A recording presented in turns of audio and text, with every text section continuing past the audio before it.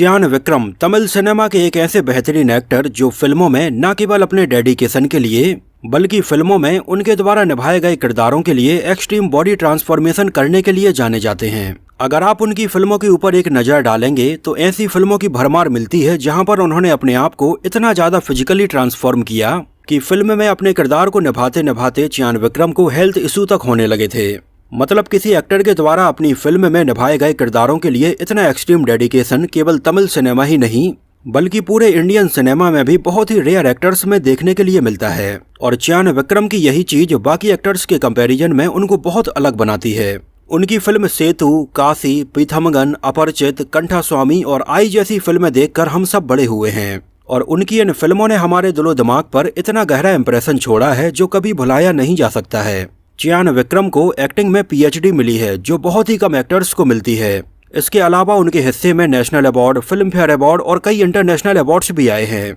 लेकिन इतना सब होने के बावजूद भी आखिर क्यों तमिल सिनेमा में चियान विक्रम को वो मुकाम नहीं मिल पाया जिसके वो हकदार हैं। यहाँ तक कि अगर आप उनके अभी फिलहाल के 7-8 साल के करियर के ऊपर भी एक नज़र डालेंगे तो ये काफ़ी डाउन हो गया है। हालांकि अभी भी चियान विक्रम अपनी फिल्मों में अपने किरदारों के लिए मेहनत उतनी ही कर रहे हैं, लेकिन ये फिल्में कुछ खास कमाल नहीं दिखा पा रही हैं। चाहे हाल ही में आई उनकी फिल्म थंगलान हो जिसको क्रिटिक्स ने तो बहुत ज्यादा पसंद किया और विक्रम की मेहनत को भी लोगों ने काफी सराहा, लेकिन फिर भी ज्यादातर ऑडियंस इसको सिनेमा हॉल में देखने के लिए नहीं गई और नतीजा ये हुआ कि ये एक एवरेज फिल्म बनकर रह गई। या उनकी पिछली कुछ और फिल्में चाहे पुनियन सेल्वन 1 और 2 हो, कोबरा हो, महान हो, सामी स्क्वायर हो या फिर स्केच हो। हालांकि ऐसा भी नहीं है कि उनकी ये फिल्में फ्लॉप रही हों, लेकिन उनकी ये सारी की सारी फिल्में बहुत ही अंडर परफॉर्मिंग रही हैं। चलो ये भी ठीक है, लेकिन चियान विक्रम की जो आने वाली फिल्में हैं चाहे ध्रुव नक्षत्रम चैप्टर 1 हो या फिर वीरा धीरा सूरन पार्ट 2 हो, इन फिल्मों को लेकर भी मीडिया में इतनी ज्यादा हाइप नहीं है।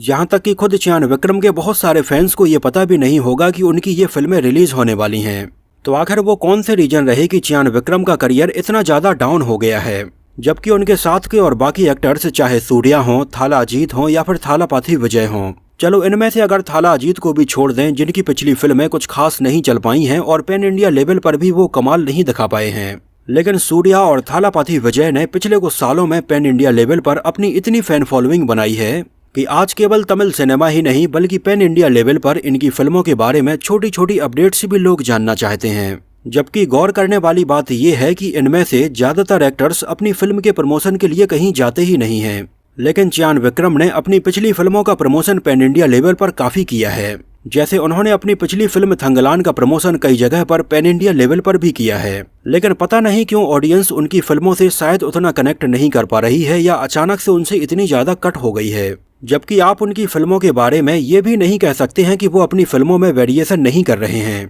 अगर आप उनकी पिछली 6-7 फिल्में उठाकर देखेंगे तो उन्होंने अपनी फिल्मों में और अपने कंटेंट में बहुत वेरिएशन किया है, फिर भी ले देकर हाल वही है कि उनके ऊपर हमेशा से ही अंडर परफॉर्मिंग फिल्मों का ठप्पा लगा रहा है। जबकि इंडिया के बड़े से बड़े एक्टर्स चियान विक्रम की फिल्मों में उनकी एक्टिंग और उनके डेडिकेशन की बहुत ज्यादा तारीफ कर चुके हैं। और इस बारे में उनकी अभी हाल ही में रिलीज हुई फिल्म थंगलान की प्रेस कॉन्फ्रेंस के दौरान भी एक पत्रकार ने उनसे पूछा। उसने चियान विक्रम से बोला कि आपकी इतनी ज्यादा फैन फॉलोइंग नहीं है जितनी कि आपके साथी कलाकारों चाहे थाला अजीत की हो, सूर्या की हो या फिर थालापथी विजय की हो। हालांकि इतने सारे लोगों के सामने चियान विक्रम से पूछा गया ये एक ऐसा सवाल था जिसके ऊपर अगर कोई दूसरा एक्टर होता तो वो अलग तरह से ही रिएक्ट करता, लेकिन चियान विक्रम ने बड़े ही शांत अंदाज में उससे कहा कि शायद आप मेरे फैंस को अभी जानते नहीं हैं और अगर आप मेरे फैंस के बारे में और जानना चाहते हैं या उन्हें देखना चाहते हैं तो सिनेमा हॉल आइए और फिल्म देखिए, वहां पर आपको मेरे फैंस दिख जाएंगे। हालांकि ये सवाल खत्म ही हुआ था कि तुरंत एक दूसरे रिपोर्टर ने भी अपना सवाल तुरंत दाग दिया।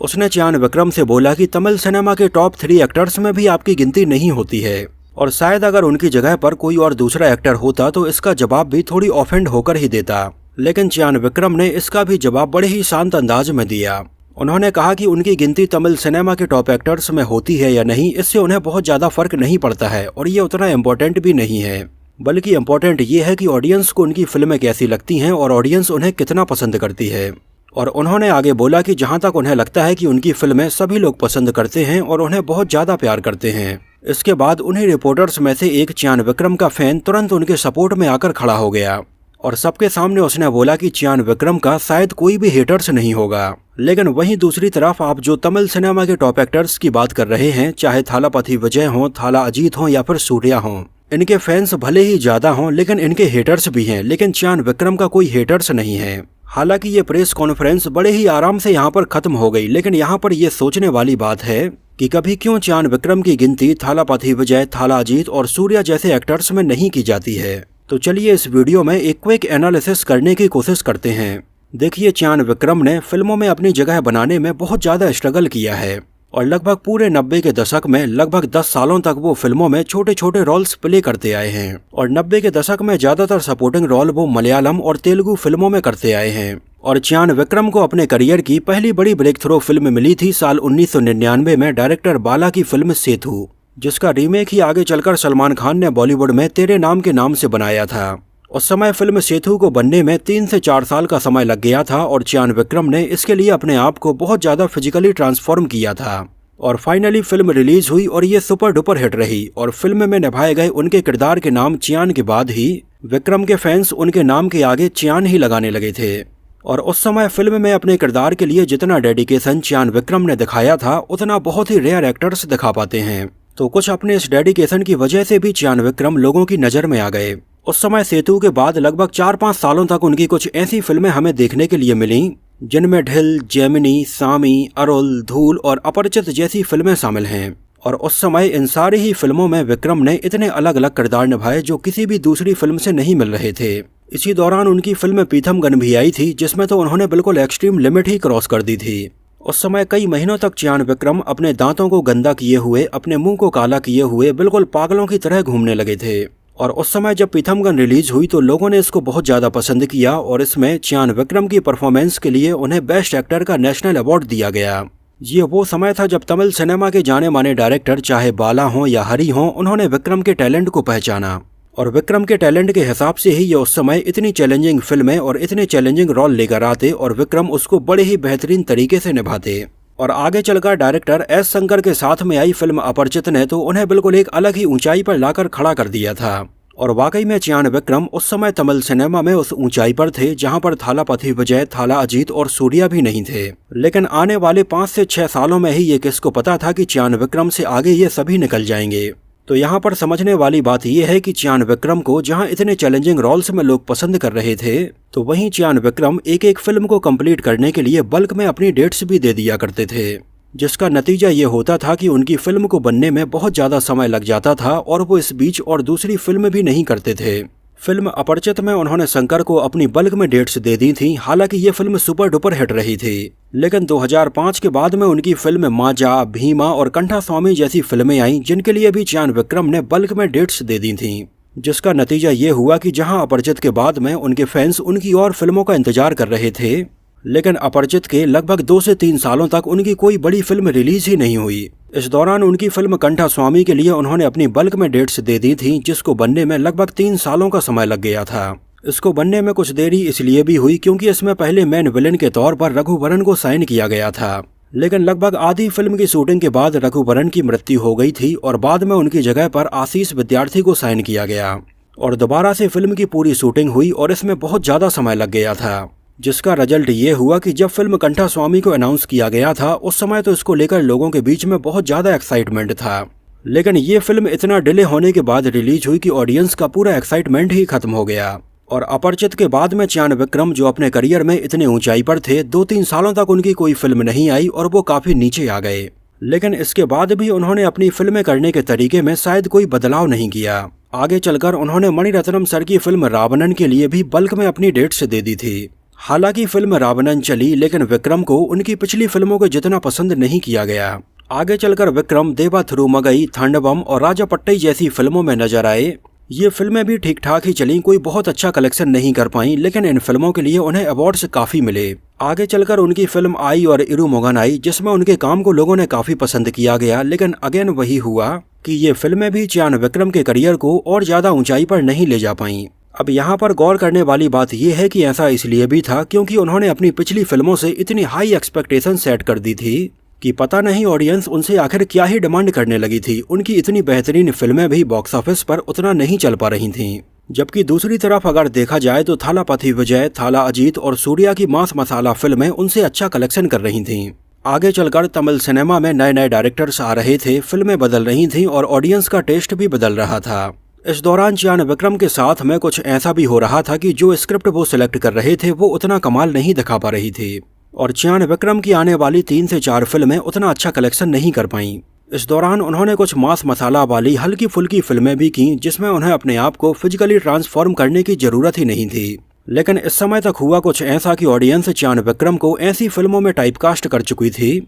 शायद इसी वजह से मास मसाला फिल्मों में ऑडियंस उनको उतना ज्यादा पसंद कर ही नहीं पाई। तो कहने का मतलब ये है कि अपनी पिछली फिल्मों में जो उन्होंने अपने आप को इतना ज्यादा फिजिकली ट्रांसफॉर्म किया या अपनी फिल्मों के लिए इतनी मेहनत की, उनकी वही मेहनत आगे चलकर उनके लिए बिल्कुल एक शराब बन गई। हालांकि कई सालों बाद 2024 में आई फिल्म थंगलान के लिए उन्होंने अपने आप को एक बार फिर से फिजिकली ट्रांसफॉर्म किया और इसके लिए क्रिटिक्स ने तो उनकी बहुत ज्यादा तारीफ की, लेकिन ऑडियंस इसको सिनेमा हॉल में देखने के लिए ही नहीं गई। तो अगर देखा जाए तो चियान विक्रम अपने करियर में ऐसे पॉइंट पर खड़े हैं जहां उनके एक तरफ कुआं है तो दूसरी तरफ खाई है। जहां एक तरफ अगर वो और बाकी एक्टर्स के जैसी मास मसाला फिल्में करते हैं तो ऑडियंस उन्हें पसंद नहीं कर रही है, वहीं दूसरी तरफ अगर वो 2 से 3 सालों की मेहनत के बाद में अपने आप को फिजिकली ट्रांसफॉर्म करने वाली किसी फिल्म में काम करते हैं तो इस दौरान कई और बाकी एक्टर्स की फिल्में रिलीज हो रही हैं और साल दर साल सिनेमा बदल रहा है और ऑडियंस भी बदल रही है। तो इस बात की भी कोई गारंटी नहीं रह जाती है कि जब ये फिल्म बनेगी उस समय ऑडियंस इसको पसंद करेगी या नहीं।